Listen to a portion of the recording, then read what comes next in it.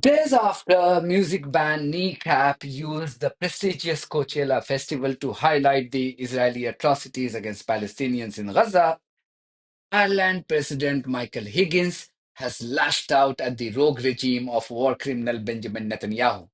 Higgins, who was attending the funeral of Pope Francis, questioned the morality of world leaders by asking why they had become so heartless and immoral even when Israeli terrorists were starving millions of people in Gaza for 2 months now.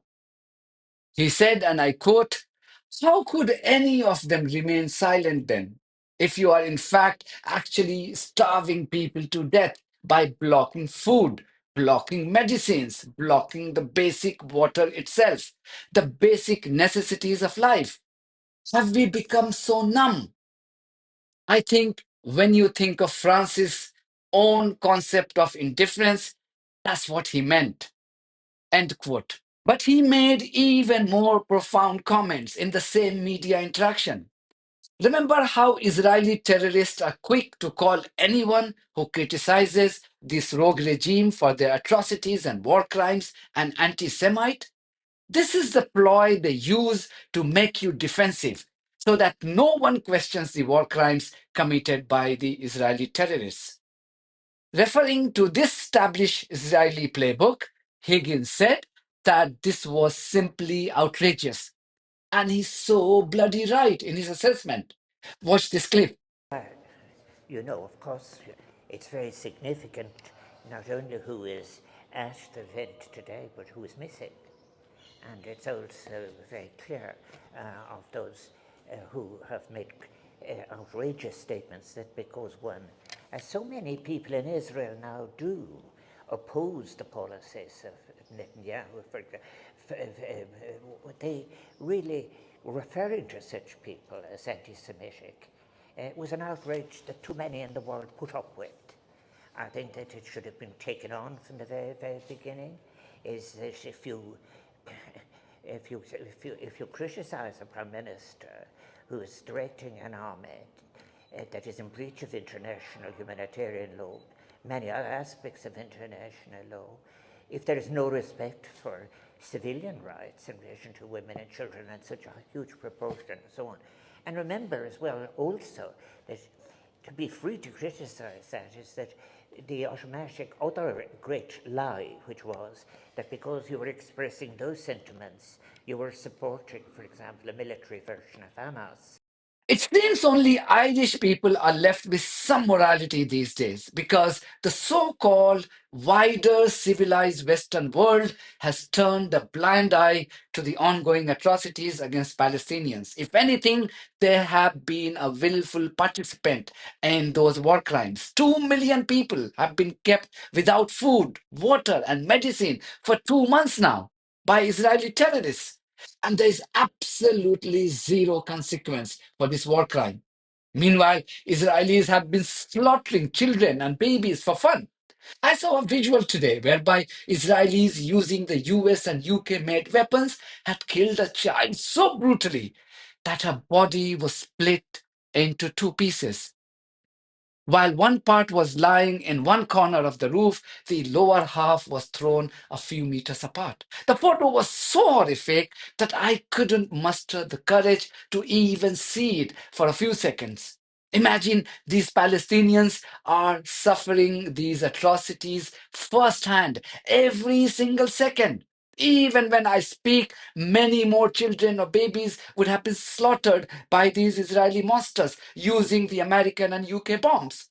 And this monster called Donald Trump, who we thought was serious about ending the war, is now shedding crocodile tears. This is what he said on Friday. Medicine coming into Gaza. When you spoke to Mr. Netanyahu the other day, did that come up at all about access to humanitarian aid going into Israel? No, Gaza came up, and I said, we've got to be good to Gaza. Those people are suffering. We've got to be good to Gaza. We're going to take care of them. There's a very big need for medicine, food and medicine, and we're taking care of it. In terms of like opening up more access points? Pushing people very hard. Pushing the Israelis? We are. To open up more access Very hard to get can't manage to get to Gaza. Can you trust him? I can't. And then you have such pro-Israeli clowns being invited to the UK Parliament, where this woman has the audacity to justify the collective punishment of 2 million people. The question I was asked referenced in reports of international bodies which have erroneously predicted famine and starvation in Gaza. And in fact, I link in our submission to a report separately we have done on those aid reports and on the famine review that we have conducted, which I would ask the committee to consider, because the IPC report in particular was called out by the Famine Review Committee as being based on only impartial information and being implausible in its predictions. Now, that is significant to answer your question on what aid organisations have reported. Those allegations, I'm afraid, are false, and you only need to look at the volume of aid that has gone in. Are the blockade in place at the moment? I'll come to that in a moment, if I will. There were several parts to your question.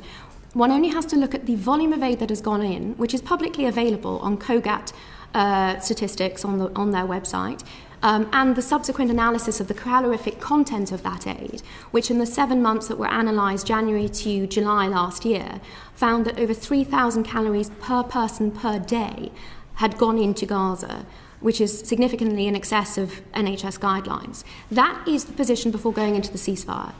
As part of the ceasefire, aid was flooded into the Gaza Strip, so that even international humanitarian organisations have agreed that there were many, many months of aid available in the Gaza Strip, so that the subsequent